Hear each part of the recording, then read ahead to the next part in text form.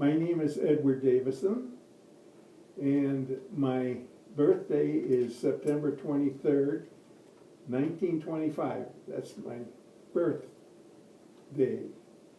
And today happens to be my 90th birthday. So we're interested in your World War II experience. Could you tell us how you first came to serve in World War II? I graduated from high school, Morgan Park High School in the city of Chicago, along with my sister, my twin sister, by the way.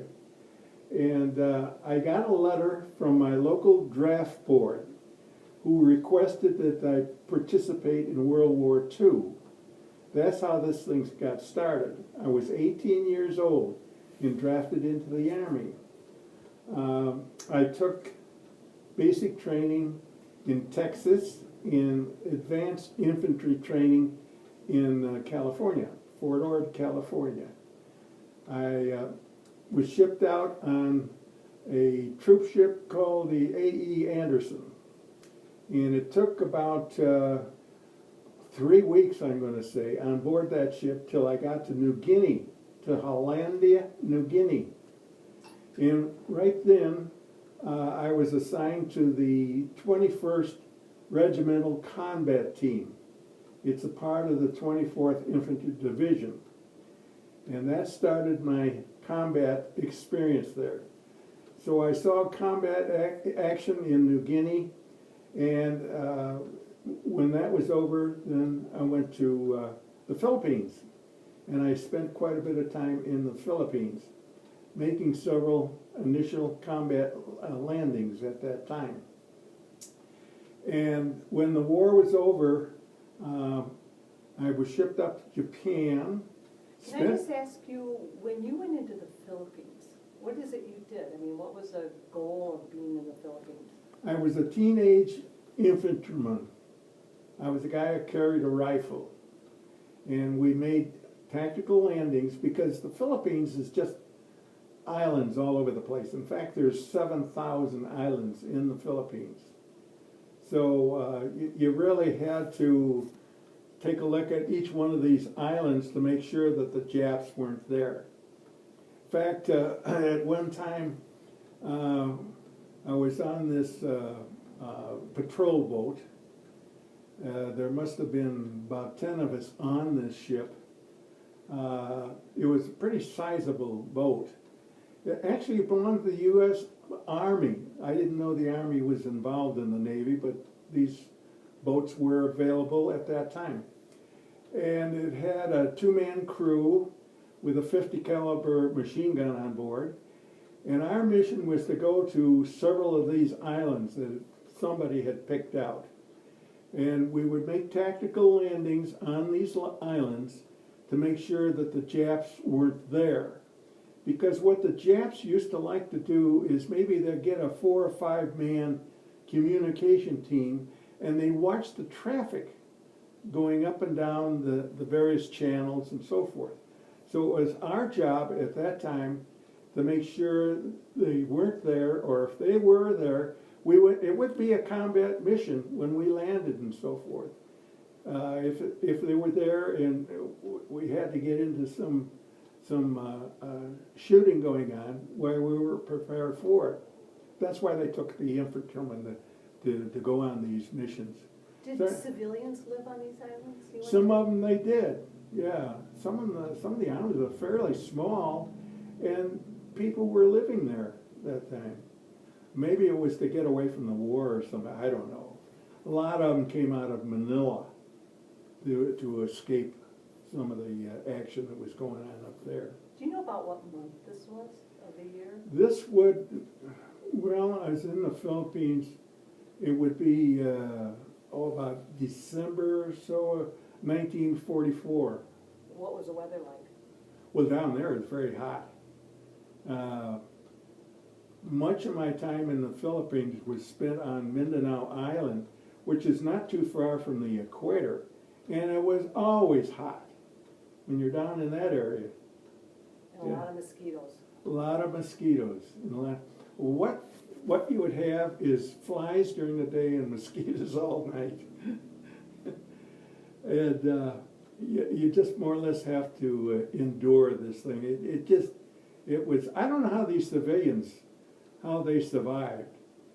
Actually, we figured out the reason the mosquitoes don't bother them, they smell so bad that they didn't want to bother with them. But the weather was, you had the rainy season and the dry season. And when it rained, it just rained practically all the time. You'd have these spurts of downpours, and everything.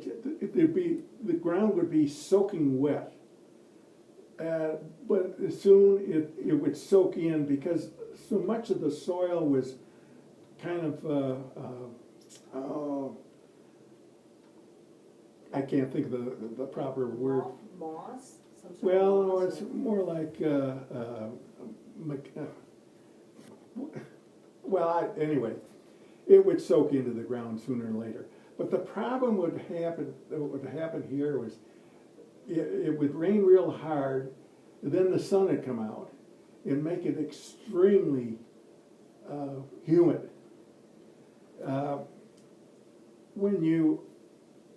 When you dug in for the night, if you were on a combat mission, and it came nighttime and you dig in. What do you mean dig in?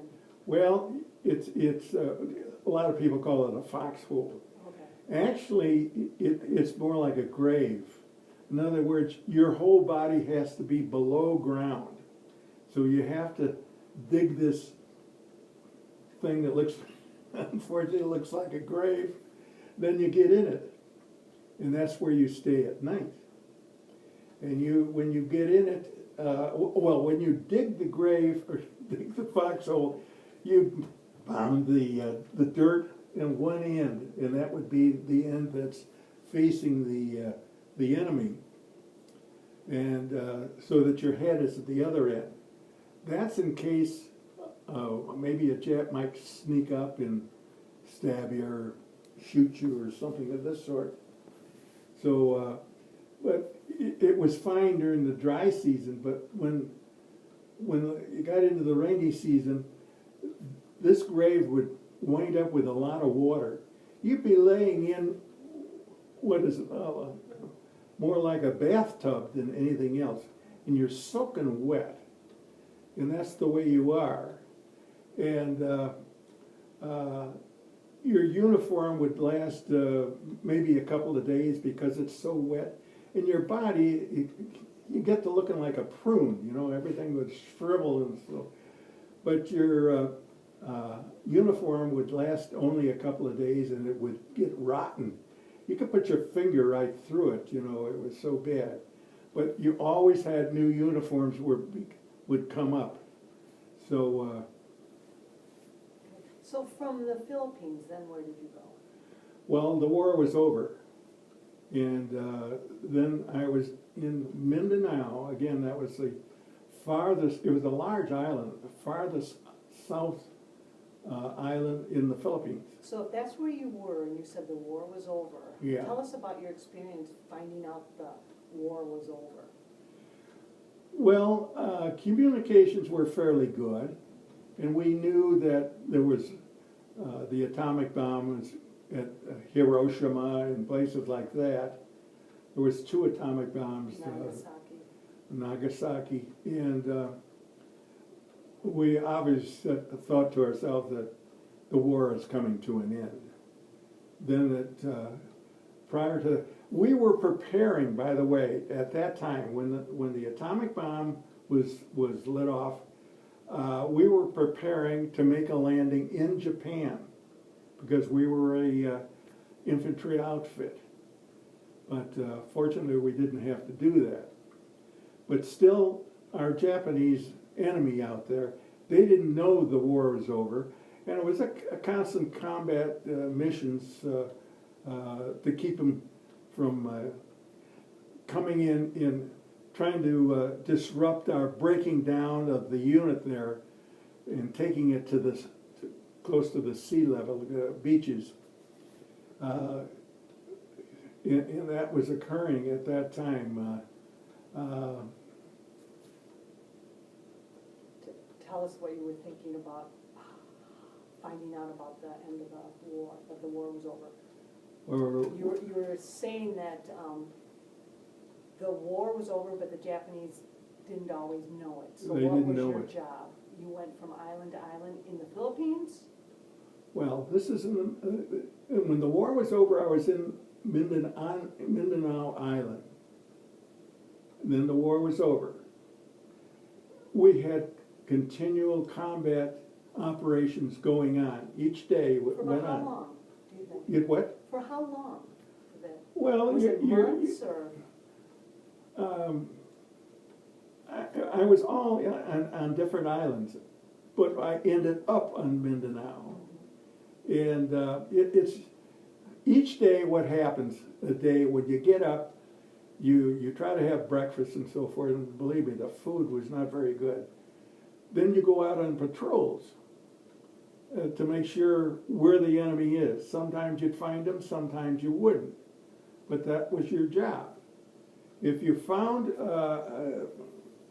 a place where it might be a headquarters outfit for the Japanese at this particular spot, then you'd call in 155 howitzers, artillery in this thing.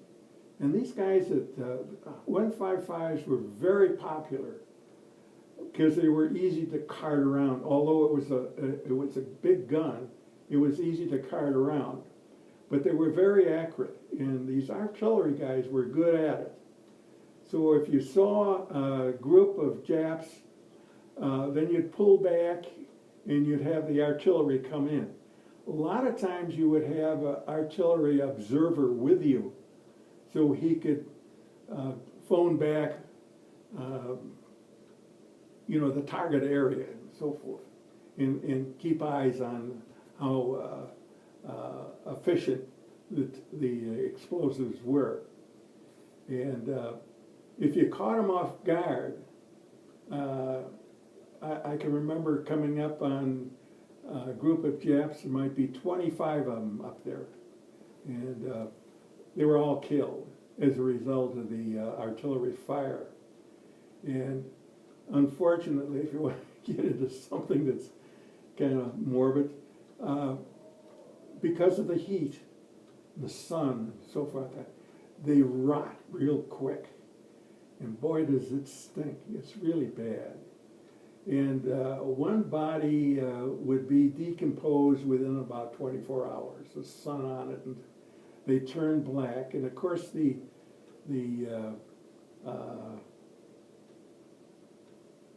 can't think of the name of these birds that like dead food. Vultures. The vultures. Yeah. Nature's. You'd never see one of those vultures around until you had a situation like this. And then they would come in. And boy, that was dinner time for these people. So maybe 24, 30 hours later, all you'd have is a bunch of bones out there. It's a horrible way to die, Mother would get a card saying her son died. Well, that's a terrible way to die, but So, that's war. yeah. So how was it that you got to come home? Well, the war was over, and I took this, it was a Liberty ship to Japan. It took about, I'm close to the equator at this time, so I was to go to Japan. It took several days to get up there. And going by, it was pretty smooth sailing till we got close to Okinawa. And they had a bad storm there, and the ship was tipping all over the place there. It wasn't too bad. I say, and here I am. I'm still a teenager. Can you imagine a teenager going through this? I finally got to Japan, and we really didn't know what to expect when we got there. Our unit was the southern part of the mainland of Japan. I can't think of the name of that island. But we were probably 40, 50 miles south of Tokyo. And we landed in this bay area, which was a big naval base for the Japanese.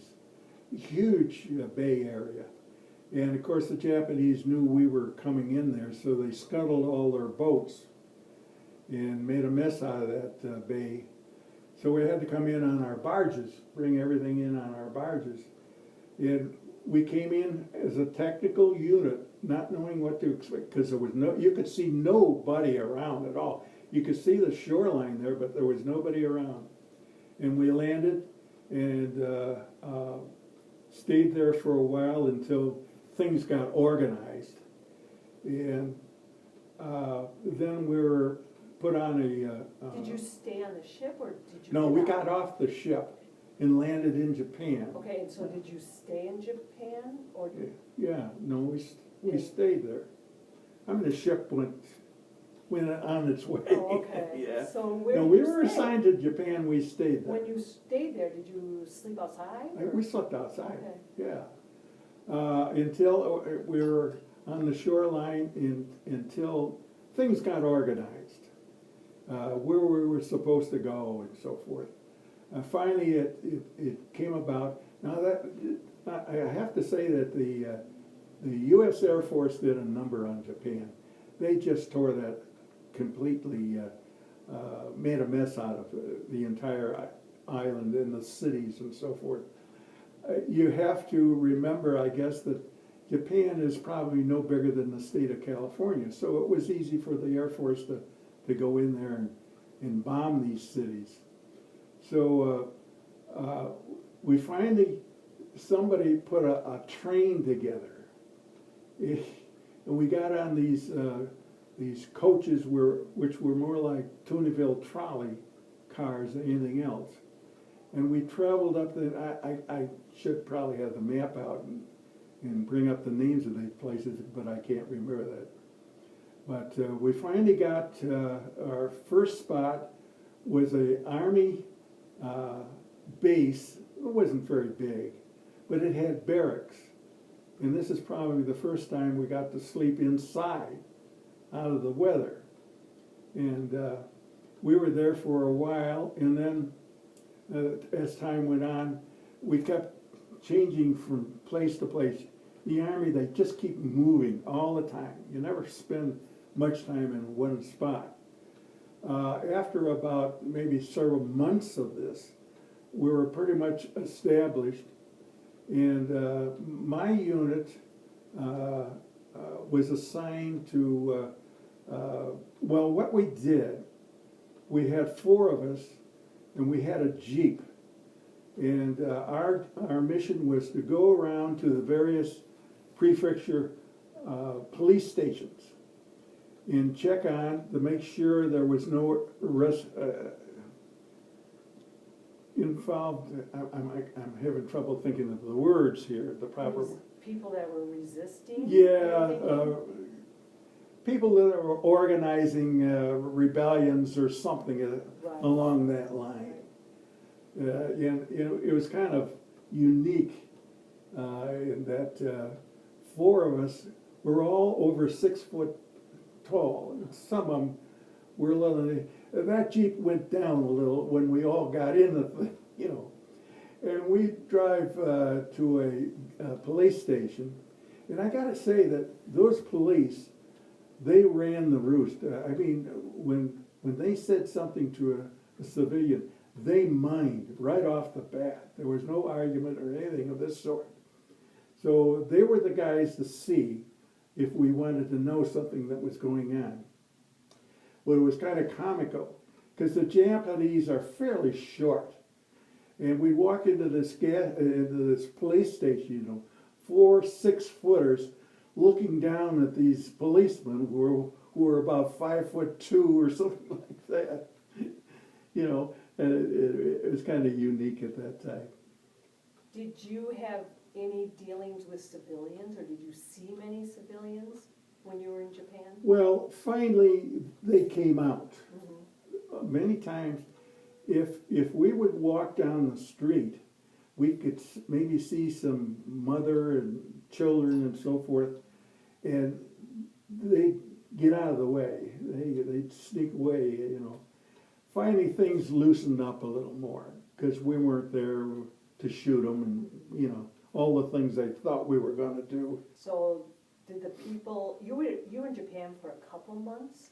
Almost a year. You were there for a year? Almost, yeah. So did you go to the markets or have anything with There were no markets. Because the buildings were, how did the civilians survive at that time? Barely, I would say. As time went on, things improved. Did the United States provide food? A lot of it, yeah. Did they airlift it in supplies and water? And Yeah, they supplied a lot of that. And they could do things too on their own.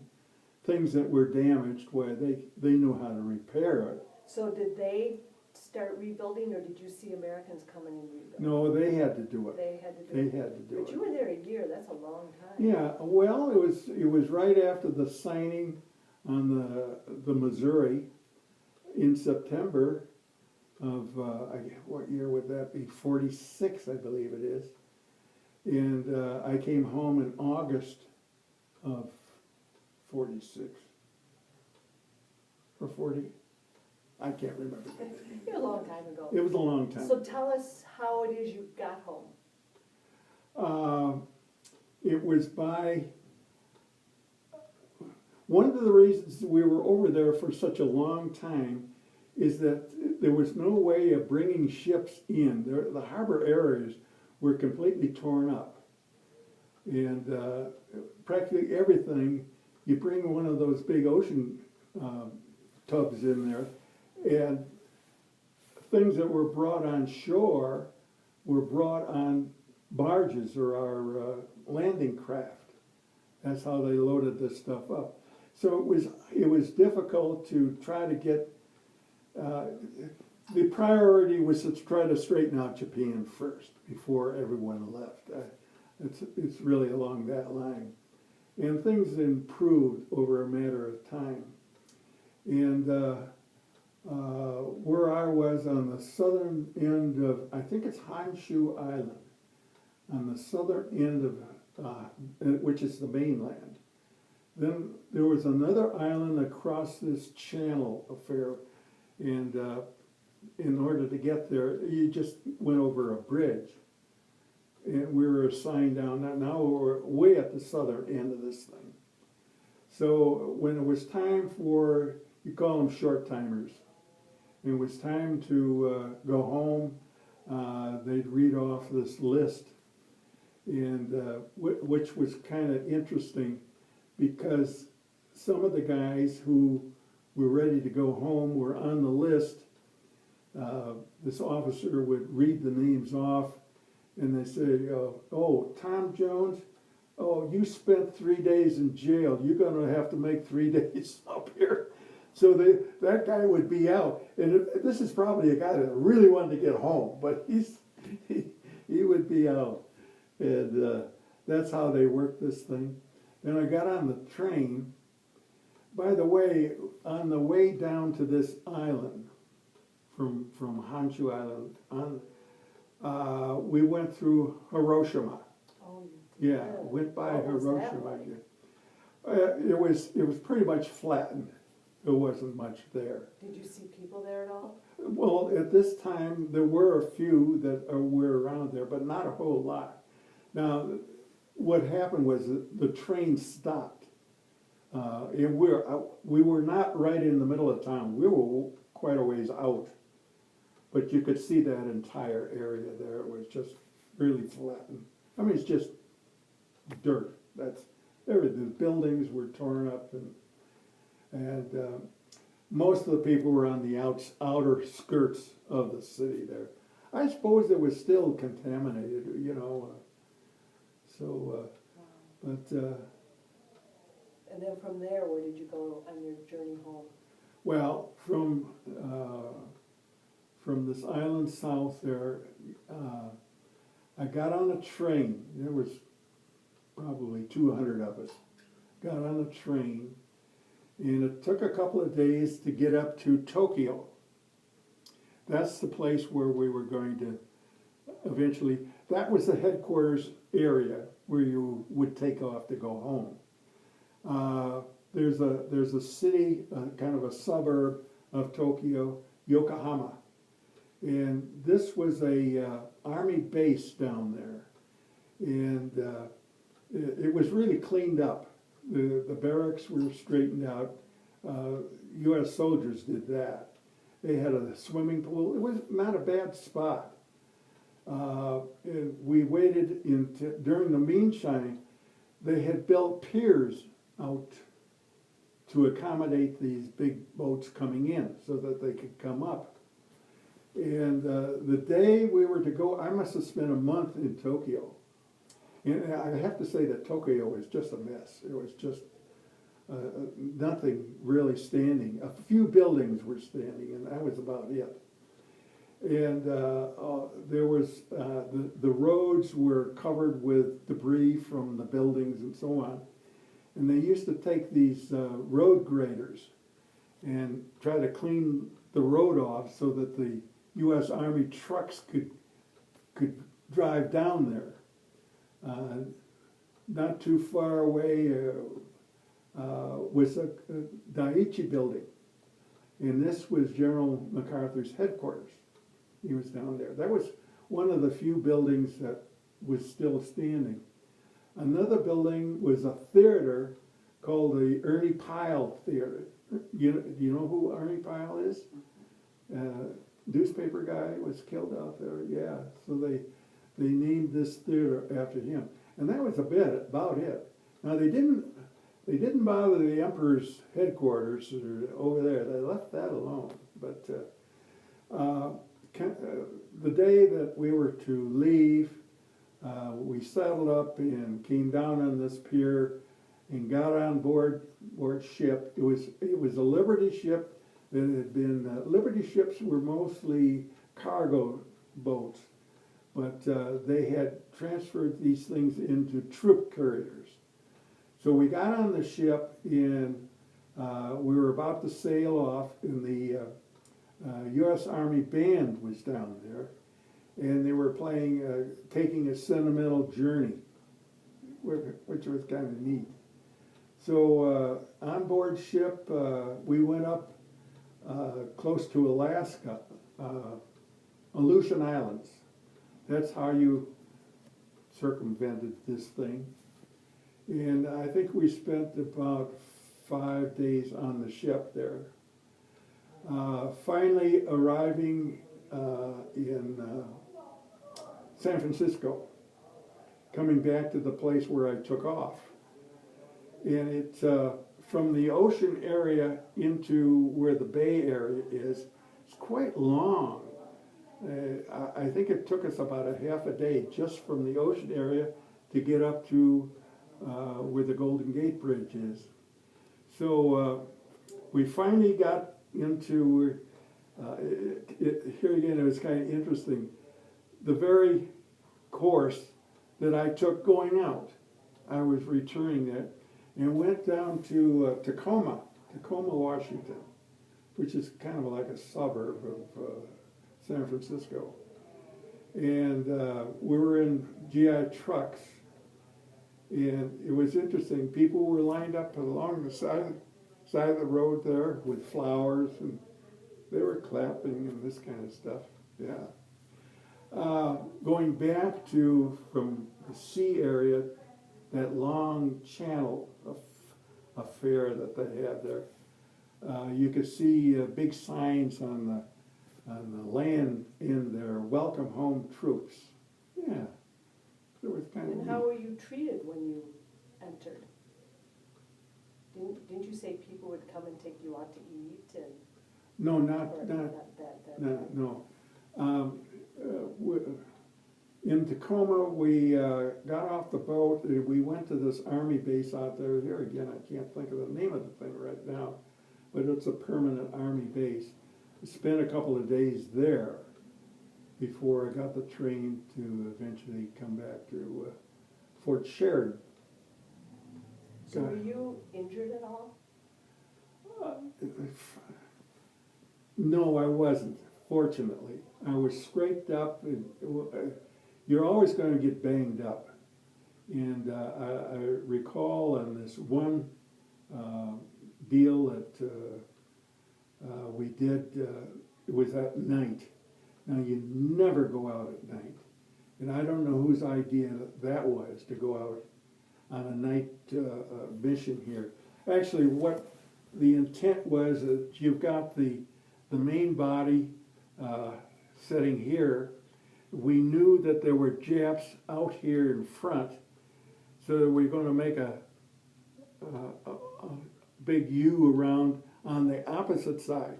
In order to do that, it was dark out, no sun, no moon, nothing, and I mean, it's the only way. You can't see your hand in front of your face. You can hear people walking, and that's about it. And you try to hold on to the guy in front of you so that you don't get lost out there, because if you get lost out there, you're there until it gets light out. Anyway, we came way around the bend there, and I fell in a hole, which I think was a foxhole. I fell in this thing. My helmet flew off. It hit just below my knee down here, and I could feel it was numb. And of course, it was dark out. I couldn't tell what it was. So finally, we got up to where we were supposed to be, and the sun was out at that time. And I looked down, and I had a big gash in my leg. My fatigues were all full of blood and everything else. And you have to really take care of that quickly, because it tends to want to infect. Well, I had no way of going back. There was no medical forces there, you know. So I must have gone about a day or so, and it got infected there really bad, and it was very touchy and all. So finally, I was able to go back to where there was a doctor.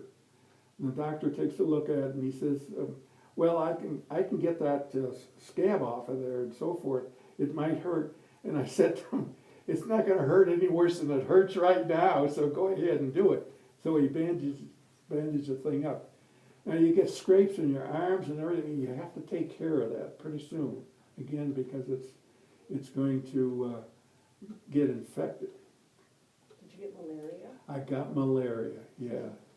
The malaria came out when I was in Japan. And fortunately, there's different types of malaria. Some of the men have died because of malaria. And what happens is that one time you feel real hot, sweaty, then all of a sudden you get the chills, and generally wind up being sick to your stomach and all. It's kind of a miserable way to do it. But when I was in Japan, it got to the point where I had to go to the hospital. So I spent some time in the hospital with malaria. Quite an experience. So coming back around to this time period, you were lucky to be on the honor flight. Oh, yeah. Do you want to tell us anything about that Yeah, experience? that was a great experience. That happened in 2011. And you left from Madison From Airport? the airport here in Madison, yeah. And they couldn't do enough for you. A lot of volunteers there. And Ann came with me because you had to have a chaperone. That's your daughter. Yes, yeah. You have to have a chaperone. They request that you do it. So I had to get up about 2 o'clock or 3 o'clock in the morning in order to get to the airport at 5, because things started to develop at 5 in the morning. And the place was full of these volunteers walking around in their yellow jackets and all. I got a little Boy Scout who wanted to help me, and it got to as though I felt like saying, quit bothering me. Sometimes they overdo some of this stuff. But there was a I'm going to say there were probably 98 veterans on this particular flight. They've got 3 RNs that I know of. A physician goes along, and you've got wheelchairs all over. There must have been 50 wheelchairs on this airplane. I went with a good friend of mine, Dr. Lou Harned. We've been friends for a long time. We used to be up the university there giving tours of Camp Randall and the Cold Center. And he and his daughter came along. Just by chance, we were on the same flight. So that made it kind of interesting and all. And we got to Washington, and they were waiting for us in Washington. You got off the plane and into the, I think it's the Reagan Airport. It was closest to the city.